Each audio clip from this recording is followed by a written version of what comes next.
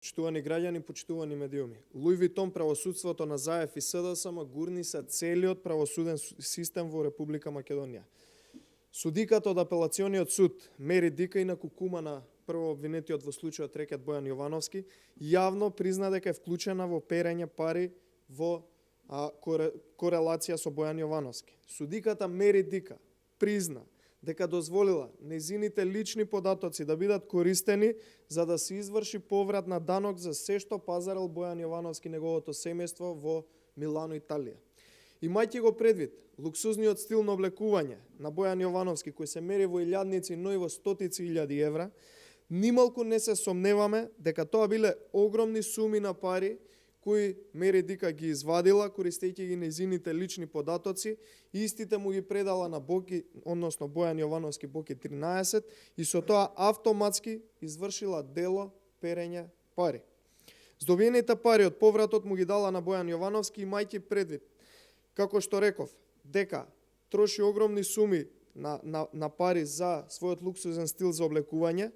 Прашањето е дали тие стекнати пари кои што ги извадила, откако му ги дала на Бојан Јовановски, била свесна и знаела од каде се снабдени, мајки предвид дека Бојан Јовановски нема своји сметки, односно нема сметки со легално легнати пари.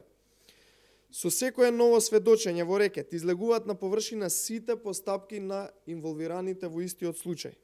Почитувани, на Кацарски се заканува затвор до 11 години заради влијание врз друг судија и уште веднаш треба да се суспендира од страна на Иван Џолев. Според сведочењата, Русковска била вмешана во криминал од 4 милиони евра. Денес гледаме дека Мери Дика перела пари за Бојан Јовановски. Како што реков, имајќи предвид дека Бојан Јовановски нема своји сметки, каде што има легално стекнати пари, од тука е прашањето дали можеби овие пари кои што се трошени во Милано, односно кои што се користени личните податоци на судиката Мери Дика, се пари стекнати од рекетирање. Кацарска судството и Русковско обвинителството е реалноста на правосудниот систем во Република Македонија. Затоа ни е потребен закон кој нема да дозволи штитење на криминалот. Почитувани, крајот се ближи. Зоран Заев и СДСМ се виновни за се ова што се случува и одговорност мора да има за се она што е направено во делот на криминални дејанија од страна на оваа влада. Благодарам. Дали има прашање?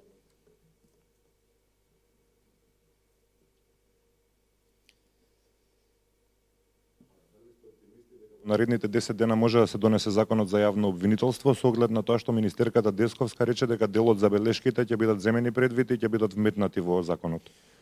Во однос на оптимизмот, јас сум оптимист дека може да се донесе законот и побрзо од 10 дена, но под услов ако Рената Десковска, СДСМ и Заев се откажат од аболицијата на криминалот, односно ги применат сите до една забелешки кои што ги нотираат и експертите, а многу подолго наназад ги нотираат и ВМРО ДПМН, односно правниот тим кој што учествуваше во преговорите од страна на ВМРО ДПМН. Така да,